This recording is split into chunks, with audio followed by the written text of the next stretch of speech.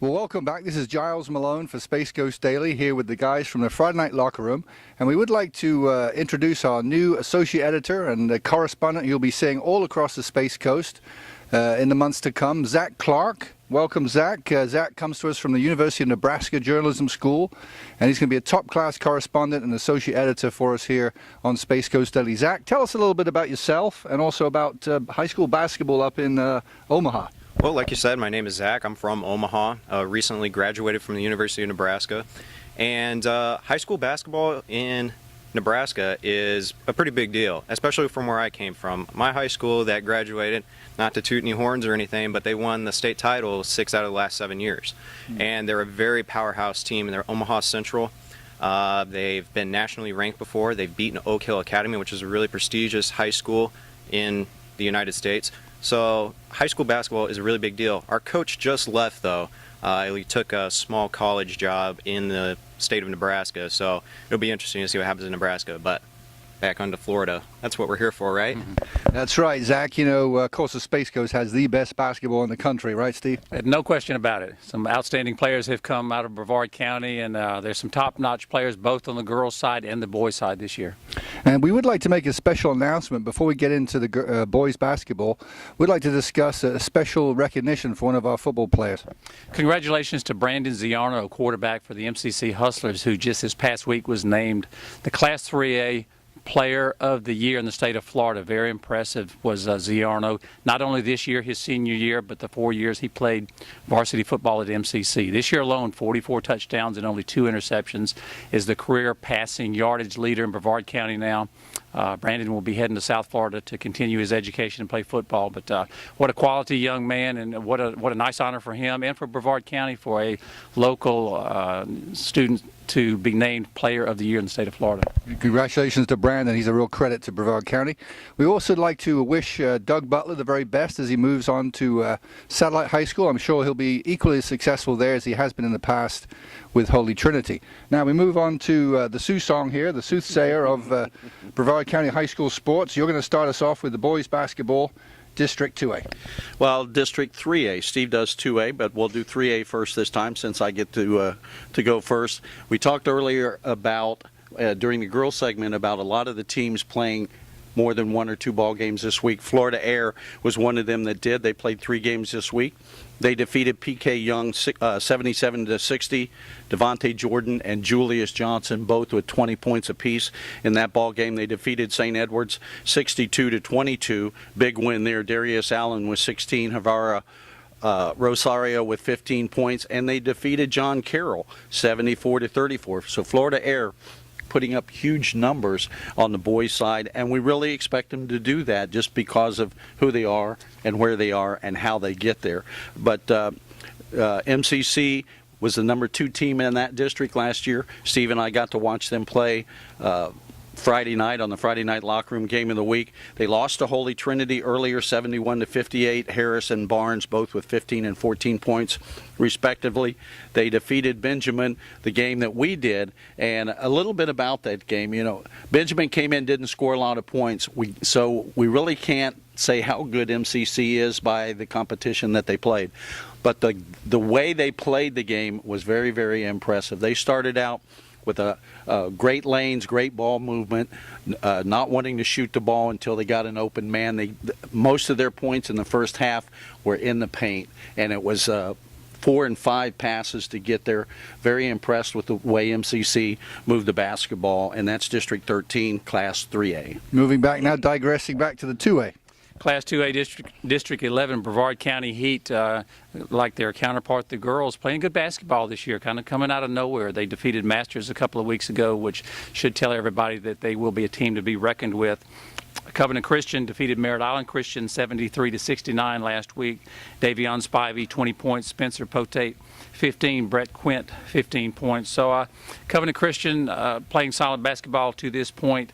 Merritt Island Christian coming up a little short, as I mentioned, to Covenant Christian 73-69. Stark and Smith, the leading scorers for the Cougars. I think it's very similar to the girls in that it's a 4-team race. It's the Heat, Covenant Christian, Masters Academy, and Merritt Island Christian are the teams that will compete for the top 2 spots in that district. Morningside not quite there this year. Okay, take your deep breath and go straight on to the 4A. We're going to jump into Class 4A, District 8, led once again by a pair of Tigers, the Cocoa Tigers and the Holy Trinity Tigers. Coach James Rose Tigers from Cocoa, undefeated, have yet to lose a basketball game, defeated Bayside last week, 76-39. Jay Wilcox once again leading the way for the Tigers. Coach Rowe now has his football players transitioning into basketball. Kevin Troutman played this week. He did not play last week. Chauncey Gardner took him about a day and a half to transition. He's just an incredible athlete. Scored double figures again against Bayside, along with Davis. Big win for the Cocoa Tigers last Friday night was against the Rockledge Raiders, 84-50. Coach James Rose Tigers just clicking on all cylinders as they move towards the Christmas season.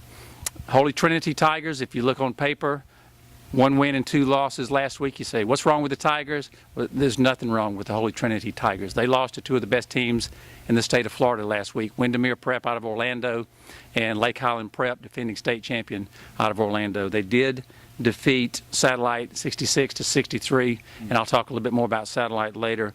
But Coach Henderson's Holy Trinity Tigers, they're going to be there. I have them highly ranked. I think they're as good this year as they were last year, maybe even a little deeper. Cocoa Beach lost to Edgewood 64-60. A little bit of a surprise. Coach Jenkins, Edgewood Indians, they're going to win some basketball games this year. Kaplan, McKenna, Fisher, all in double figures for Edgewood. So I don't know if they're quite ready to compete with the big boys, so to speak, but they're in the middle of the pack. They're going to win some ball games. Space Coast, Coach Palmier's Vipers did lose last week to Palm Bay. Cannon, Cooper, big games. They defeated Bayside. So all said and done, it's going to shake out Cocoa and Holy Trinity. What order it's going to be, we don't know. Thank you, Steve. 5A, Orville. Class 5A District 14, the Merritt Island Mustangs head coach Coleman Flashcamp. They won 1 game and they lost 1 this week. They defeated West Shore 63-27. Francis Berman and Dufresne all scoring big time for the Merritt Island Mustangs, and then they lost to MCC 61-60. Very surprising game there that MCC almost got beat by the Merritt Island Mustangs, because we haven't watched Merritt Island play, but we've watched MCC play. It tells me that Benjamin was not the team that gave MCC a lot of trouble. Merritt Island a little bit better. They had to play a little bit better in order to win that. I expected MCC to win that ball game by 10 or 12 points, but the key there is they did win the ball game. Rockledge Raiders, Logan Keith, we talked about them last week. They lost 3 ball games last week, and they repeated that this week. They lost another 3 ball games. So going down here, we understand that one of their big men rolled his ankle. He's out until the first of the year. Logan Keith is playing some freshmen for the Rockledge Raiders, and he's having a few discipline problems there. He's taking care of it now while they're freshmen, so he can go on. He's building from that and looking for 10th grade and 11th grade year. So I think he's doing the right thing there by disciplining those guys if he has to, and making a point that we are going to play basketball the Rockledge Raider way. So I think you'll see some better things for Rockledge as they roll into the district. Also, Satellite, they lost to New Smyrna Beach 61-56. You're going to hear this guy's name over and over and over, Cole Hunter. He's a big-time player for him. He scored 20 points. Satellite lost to Titusville 36-14. Again, Cole Hunter with 14 points. Then they turned around and beat Rockledge 70-49. And again, Cole Hunter leading the way there, along with Colton Gerard, both of those with 21 and 20 points respectively. Titusville Terriers, Chris Bainbridge, one of Steve and I's favorite coaches. He's a great guy. He does a great program up there. He won 2 ball games this week, which is very exciting for the Terriers. They defeated Satellite, who won 2 and lost 2 this week. So they defeated Satellite 36-34. Russell with 13 points, and then Titusville beat Heritage 95-84. Leonard and Russell both with 25 points in that ball game for the Titusville Terriers. In Class 5A District 15, a little bit shorter, and I know you're glad to hear that, the Bayside Bears, they lost to Cocoa 76-39. No shame in that. Chester Chalk with 13 points for the Bayside Bears. They also lost to Space Coast, who's, for some reason, Space Coast keeps winning and winning. Steve and I aren't sure why, but they do, and they won 63-52, and then Space Coast turns around 2 nights later, and they lose to Palm Bay So you don't know what happened, but they lost at 42-39. They had a great game against Palm Bay. They just come up a little bit short in the end. So that's Class 5A District 14 and 15 for the boys. Wow, that's an incredible, insightful analysis there from Orville on the 5A. We'll be right back with the 6A. Steve, how does the 6A look? Class 6A District 7, the Edgewater Eagles out of Orlando continue to be the team to look at. They have dominated in that district for a number of years now. The Heritage Panthers all of a sudden making some noise. They were soundly defeated by Heritage earlier in the year. They only lost 82-79. They lost by 3 points to the Edgewater Eagles out of Orlando. That tells me they're on the right track. And Orville mentioned a couple of ball players earlier. How about Sean Willett scored 40 points in a losing effort last week to Titusville. Willett scored 22 against Edgewater. He's one that you're going to hear a lot about this year. The Yole Galley Commodores also in that district. Coach Palmer's Commodores losing to Heritage, pretty one-sided, 74-38. So realistically, at this point, it's the Edgewater Eagles and the Heritage Panthers. They're going to duke it out for the top 2 spots, but they're not. They being Heritage, they're not a one-man team. They're not Willett only. Stewart, Brandon, both in double figures in multiple games that last week. So it's a 4-team district. East River, not quite there out of Orlando, but I love the way the Panthers are playing. Thank you, Steve. That's the 6s. Now how about the 7s, Orville? 7A District 12 again, Martin County. They were the number 2 team in the district last year behind the Melbourne Bulldogs and coached Mike Sullivan, Sebastian River, and Vieira. Melbourne this week had two big wins. They beat Martin County, who, like I said, was the number 2 team in the district last week, 68-63, and they also defeated Sebastian River 68-62. Horschel and Nesbeth both with 11 points in the win. For the Melbourne Bulldogs, Logan Folsom with 24 points and Dorian Nesmith with 10. The Vieira Hawks, number 4 in the district last year, they're going to end up that same way this year. They lost to Harmony 47-44. Shannonville with 15 points in the loss. If I can, real quick, back to the Melbourne Bulldogs. Steve and I went and did the Friday night locker room game of the week, the Melbourne Bulldogs and the Cocoa Tigers. I'd like to tell everybody, if you want to see a good basketball team, James Rowe and the Cocoa Tigers went to Melbourne and defeated Mike Sullivan and the Melbourne Bulldogs without his football players. Now he's slowly getting them back and getting them into the game. I think the Cocoa Tigers are going to be fun to watch this year. James Rowe always very disciplined with his guys and makes them play the game the way basketball should be played. And I think when he gets everybody in there and gets them playing, they're going to be a heck of a team to watch. Well, there it is, folks. Now we're going to move into the fun part of the show, where these 2 gentlemen duke it out with their top 5s. And we're going to start with Steve here. Steve, why don't you present your case?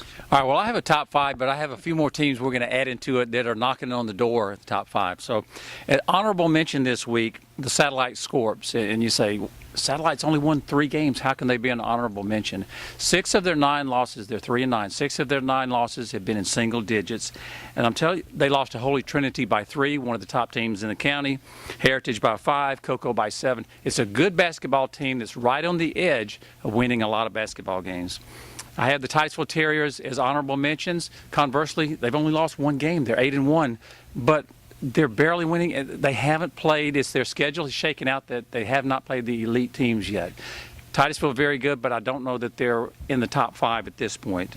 The Heritage Panthers, they're improving so much. They're so much better today than they were 3 and 4 weeks ago. They're going to be a top 5 team when all is said and done. But the top 5 this week, the real top 5, checking in at number 5, the MCC Hustlers.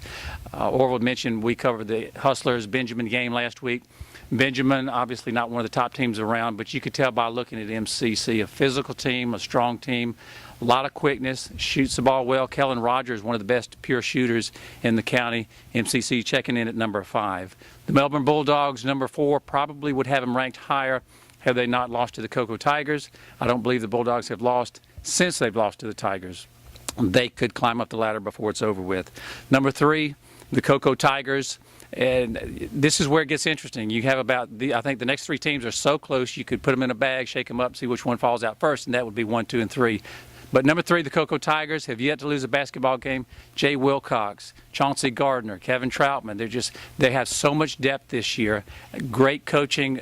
They're tough, very tough. The Holy Trinity Tigers, number 2, basically they're one of the top teams around, without question. They score, they play great defense. Big game coming up. I believe the Tigers have, I want to say they're playing Cocoa in the very near future. So we'll know pretty soon how those two teams shake out. But checking in at number 1 is the Falcons from Florida Air Academy. I think they probably are the top team. But I'd love to see Florida Air play Holy Trinity or Cocoa.